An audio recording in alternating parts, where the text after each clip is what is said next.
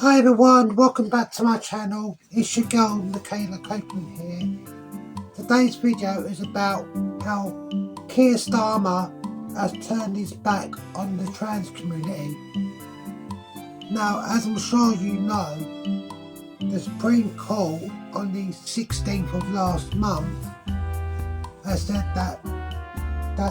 that sex means biological, and they have now literally banned trans women, any trans person from a single sex space, whether that's toilets or changing rooms or even book clubs. And now Keir Starmer actually agrees with it, which is absolute bullshit, because before he became an MP, Keir Starmer was actually a human rights lawyer, and because of all this now, I no longer feel safe, and I'm actively planning claiming asylum, which the earliest I can do it is in December, because in October I will be having my bottom surgery, and 2 months after that I've got to go back to Nothing Health Brighton to see my surgeon for a follow-up. After that I'm free to go, and I know a lot of people in the trans community also do not feel safe because of all this hatred, and it's pointless going to the police because the police just do not care. I have contacted my MP, Luke Murphy of the Labour Party, and I am still waiting to hear back from him. I've also emailed Keir Starmer, but I'm not likely to hear anything back from him. And also Bridget Phillipson, who's the Education Minister and the Women's and Equalities Minister. I'm not likely to hear back from them because Bridget Phillipson is a transphobe and she agrees with the Supreme Court ruling. And I do know that the Good Law Project, they have raised £250 to take it to the European Court of Human Rights in Strasbourg, which is not the first time that Labour has done this, because in 2002 they lost the Goodwill case, which means that because of it we have now got the Gender Recognition Act, which it is really hard to, because you spend so long on waiting list for your gender clinic, and you have to get 2 diagnoses of gender dysphoria, one from your gender clinic and the other one could be just from your GP. You have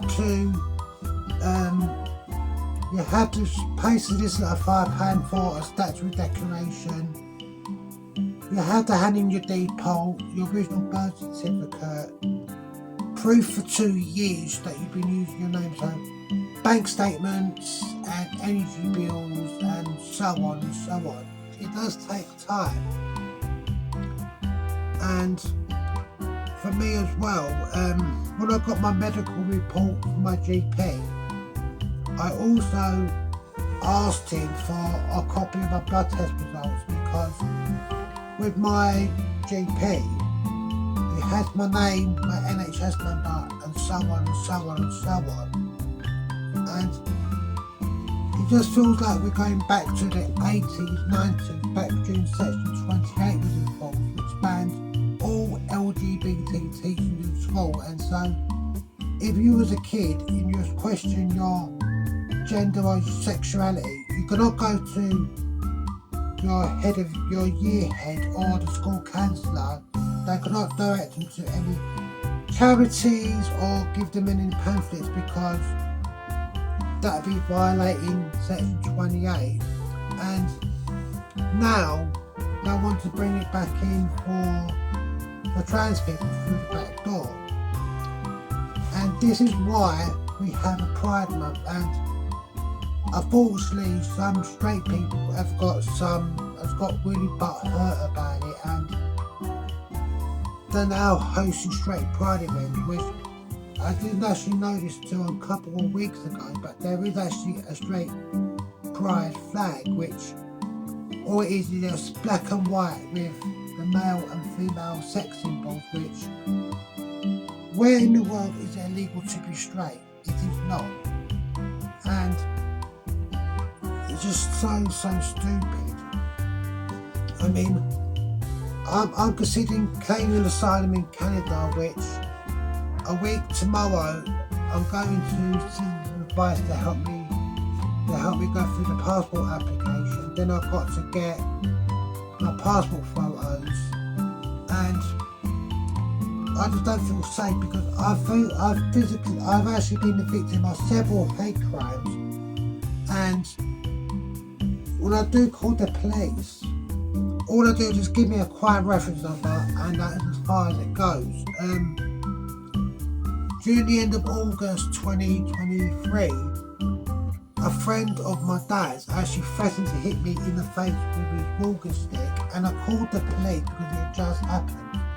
I just got an earshot from him, and the police was like, call 101, and I called 101 and nothing got done. In fact, I've had coppers say to me that it's my fault just for existing, and I just do not feel safe living in this country, because when I was making my way back from my dance class on Tuesday evening, some Asian guy just asked me if I was a transformer, which really pissed me off, and that is the reason why I do not date guys, because with them I get it in my DMs both on Facebook and on Instagram.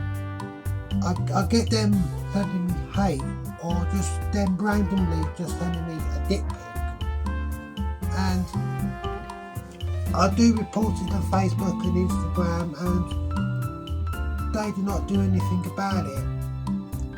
And particularly when I see my dad and a younger brother in town, they always look down on me as though I'm scum that they've scraped off their shoes. And I did speak to one of my cousin's husbands about trying to mediate it with my dad, and I've tried numerous times, and my dad plainly does not care. I mean, he tried to take over my transition, even though I came out when I was 31, and he claimed that I needed his permission to change my name, and that I'll change my name once I had bottom surgery, despite the fact I knew full well in advance what steps I had to do. And because it took me so long to get seen by my gender clinic, I'd had it from my dad's eldest brother and my second youngest brother that I should drop this whole transgender madness, and that I was only doing it for attention, which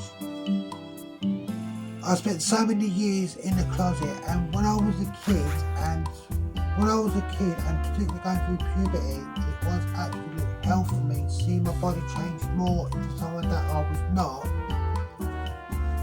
And this was the late 90s. We was into section 28, and being trans wasn't even mentioned. We still had a lot of homophobia, and the police didn't care then. And what's going on now, it takes you back to the 1930s when the Nazis were in power, because they did experiment on trans people, and I did burn a load of books. And as things get better, after a while they start getting worse, and it happens bit by bit. It goes, it's drip feed, it goes, once it's here, it's okay. Then it goes up here. Then once that part is normalised, it goes up to here, and up, and up, and up, and up. And even when Brianna Ghey got murdered 2 years ago, that was because of hatred, and she got bullied at school for years. And nothing got done about it.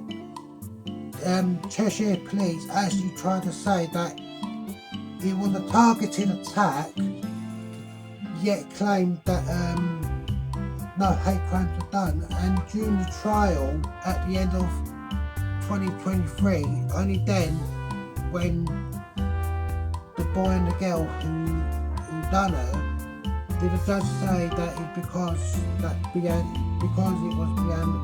Brianna was trans. And even over the trial, Richard Sunak, when he was Prime Minister, was having a barney with Keir Starmer about defining a woman. And now Keir Starmer actually agrees with the Supreme Court ruling. He has literally used Brianna to score brownie points, and that is absolutely sickening. And I just cannot wait to leave this fucking country, because I'm sick and tired of all the hate where women in general, they're pretty okay, they accept me because they know full well of a transition that I made, which about 5 months ago I did get the top surgery, which I paid for myself after saving for about 5 months, and in October I'm going to be finishing my medical side by having my bottom surgery. And I just wondered that after October, whether my dad would accept me, because I would have completed my medical transition in regard to surgery, and for so long my family was on about bottom surgery, and they also went on about oh, you should not use the women's bathrooms because you were pre-surgery, pre-hormones, and what's going on about my voice and everything,